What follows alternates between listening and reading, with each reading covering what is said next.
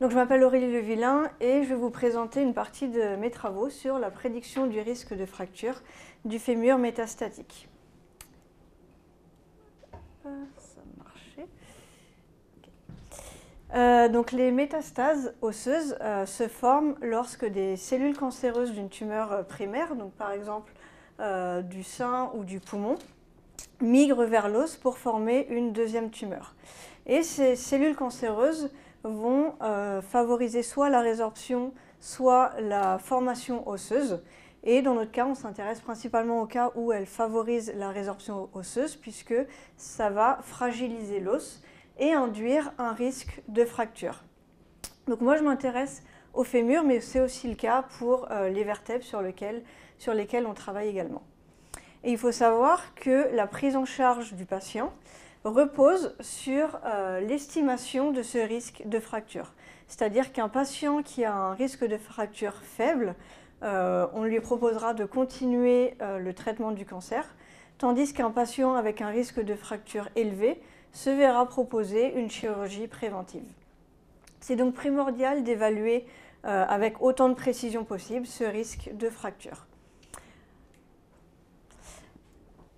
Donc actuellement, pour estimer ce risque, on utilise des scores cliniques, donc par exemple le score de Mirels pour le fémur.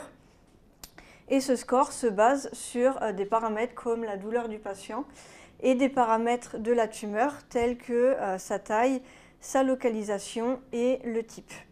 Mais ces scores cliniques manquent de précision et en particulier, ils ont tendance à surestimer le risque de fracture. Alors, pour comprendre pourquoi ces scores manquent de précision, j'aime bien faire l'analogie avec un pont. Donc, si vous prenez les deux ponts sur ces images et que vous imaginez qu'on crée un défaut exactement le même sur ces deux ponts, on imagine assez bien qu'il y en a un qui résistera mieux que l'autre, puisque de base, la résistance des ponts n'est pas la même. Donc, c'est un peu la même chose dans le cas du fémur. Si vous prenez deux patients, leurs fémurs n'ont pas la même résistance mécanique et donc si on considère uniquement le défaut, on n'aura pas le même risque de fracture. Donc il y a besoin d'avoir une approche plus personnalisée. Donc l'approche qu'on propose au niveau du laboratoire, c'est de partir du scanner du fémur, puisque si on prend ce scanner, on se rend compte qu'on peut déjà extraire un certain nombre d'informations. Donc on peut récupérer la géométrie du fémur en 3 dimensions et à partir de la densité, les propriétés mécaniques du fémur.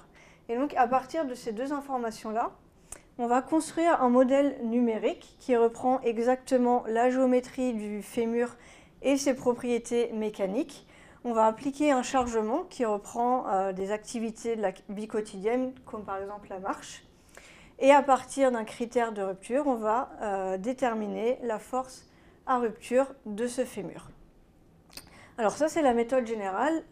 Il existe évidemment quelques incertitudes sur cette méthode.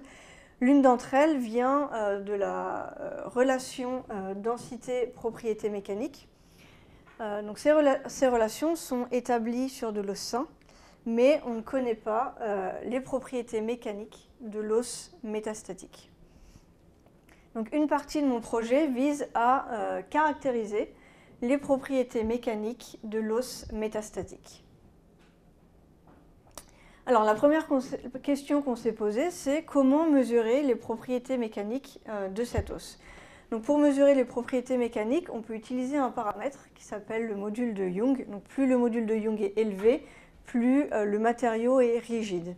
Et si on regarde dans la littérature, on s'attend à des valeurs de l'ordre de 10 gigapascales au niveau de l'os sain et de l'ordre de 1 à 10 kilopascales pour la métastase. Alors c'est des valeurs qui ne sont pas forcément très parlantes, mais juste pour vous donner un ordre d'idée de l'ordre de la différence d'ordre de grandeur, c'est un peu comme si vous essayez de mesurer la distance entre Lyon et Marseille et la longueur de votre bras avec le même outil de mesure. Donc la première étape, c'était de choisir une technique de caractérisation appropriée pour ce matériau très hétérogène. Alors une méthode qui est souvent utilisée pour l'os, c'est les essais d'indentation. Donc le principe est résumé sur ce schéma. Vous avez une pointe qui s'enfonce dans votre matériau et au cours de ce qu'on appelle l'indentation, c'est-à-dire l'enfoncement de la pointe dans votre matériau, on mesure la force et cette courbe va vous donner une idée de la rigidité de votre matériau. Donc plus la pente est raide, plus le matériau est rigide. L'avantage de cette technique, c'est que ça permet une caractérisation locale, ce qui nous intéresse, mais la plage de force qu'on peut mesurer est limitée. Donc je me suis tournée vers une autre technique qui est l'indentation par AFM, donc microscopie à force atomique. C'est le même principe, vous avez ici une pointe qui va s'enfoncer dans votre matériau, mais cette pointe est montée sur un levier qui va se déformer au cours de l'enfoncement de la pointe. Et c'est la déformation de ce levier qui va nous donner la force appliquée sur le matériau. Donc l'avantage de cette technique, c'est qu'en changeant juste le levier, donc en changeant sa raideur, on va pouvoir mesurer une grande plage de force et donc une grande plage de rigidité pour notre matériau. Alors donc pour cette caractérisation, j'ai travaillé avec les Hospices civils de Lyon, où on a récupéré des os métastatiques, donc suite à une opération, et également des tumeurs primaires. Alors pourquoi des tumeurs primaires?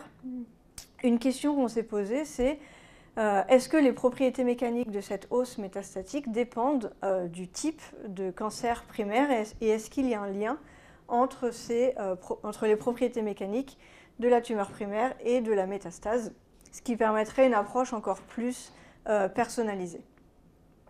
Donc on a récupéré des prélèvements qui contiennent à la fois de la tumeur et du tissu sain. Une partie du prélèvement était utilisée pour la caractérisation mécanique et une autre pour faire ce qu'on appelle de l'histologie, c'est-à-dire regarder la structure et la composition du tissu. Et donc ces deux types d'analyses permettent en plus d'avoir des relations entre les propriétés mécaniques du tissu et sa structure et composition. Donc ici, j'ai montré des coupes histologiques de tissu tumoral de rein. Alors à gauche, vous avez le tissu normal. Donc si on regarde sa structure, on voit qu'on a ce qu'on appelle des tubes rénaux entourés d'un tissu conjonctif. Donc ce tissu conjonctif va apporter de la résistance mécanique au tissu. Si maintenant on regarde le tissu tumoral, on remarque que l'organisation est très différente par rapport au tissu normal et que ça dépend aussi du type de la tumeur. Donc là, au milieu, vous avez ce qu'on appelle le type cellule claire. Donc cellule claire, ça vient de la morphologie des cellules qui ont un cytoplasme très blanc. Et donc on remarque sur ce tissu qu'on a beaucoup de cellules et très peu de tissu conjonctif comparé ici au tissu normal. Si maintenant on regarde un autre type de tumeur, donc ce qu'on appelle le type papillaire, donc on a aussi des cellules, mais on a ce qu'on appelle de la fibrose, donc des fibres très denses qui vont apporter de la rigidité au tissu. Si maintenant on regarde en termes de propriétés mécaniques, on remarque qu'il y a des différences entre ces trois tissus. Donc le tissu tumoral cellule claire, qui a surtout des cellules, a une rigidité beaucoup plus faible que le tissu normal. Et au contraire, le tissu tumoral qui avait beaucoup de fibres a une rigidité plus élevée que le tissu normal. Donc on voit que même pour un même organe, on a une variabilité sur la structure, sur les propriétés mécaniques. J'ai aussi fait ce type d'analyse sur le sein et la thyroïde et c'était les mêmes conclusions, donc de la variabilité et de fortes relations entre propriétés mécaniques et structure du tissu. Si maintenant on prend notre os, on remarque que la structure est très complexe. Donc ici, les zones rouges, c'est la métastase. Donc on en a à droite et à gauche. Au milieu, on a de l'os normal. Ce qu'on voit coloré en vert, c'est le tissu osseux. Et donc on peut distinguer trois zones. La première, c'est la métastase. La deuxième, c'est l'os normal. Et ensuite, on a de l'os qui est contenu dans la métastase. Donc une question qu'on s'est posée, c'est est-ce que cet os dans la métastase a les mêmes propriétés mécaniques que l'os normal? Alors la réponse est non, a priori sur les premiers essais que j'ai faits. Donc déjà on voit que la métastase où il n'y a pas d'os a une rigidité beaucoup plus faible que l'os normal. Et même l'os contenu dans cette métastase semble avoir une rigidité plus faible que l'os normal. Donc même si ça apparaît comme de l'os, les premiers résultats semblent indiquer que les propriétés mécaniques de cet os ne sont pas les mêmes que de l'os sain. Donc pour conclure sur cette partie de mon projet, donc on a montré que l'AFM, donc la microscopie à force atomique, permettait de caractériser ce matériau osseux très hétérogène et ça a permis de montrer qu'il y avait une modification des propriétés mécaniques des tissus tumoraux par rapport aux tissus sains. Donc les prochaines étapes, c'est de voir un peu plus loin les relations structure-propriétés mécaniques de l'os et aussi en étudiant plus de prélèvements, voir s'il y a effectivement un lien entre les propriétés mécaniques de l'os métastatique et de la tumeur, ce que je n'ai pas pu voir pour l'instant car je n'avais pas assez de prélèvements. En parallèle de ça, on développe un modèle numérique à partir du scanner du fémur. Et donc l'idée ensuite, c'est de combiner ces deux approches, c'est-à-dire que la partie expérimentale nous permet d'avoir des valeurs de rigidité pour la métastase. La deuxième partie, d'avoir un modèle global du fémur. Et donc ensuite, on va pouvoir, dans notre modèle, modifier les propriétés mécaniques qu'on attribue à la métastase pour avoir un modèle a priori plus précis.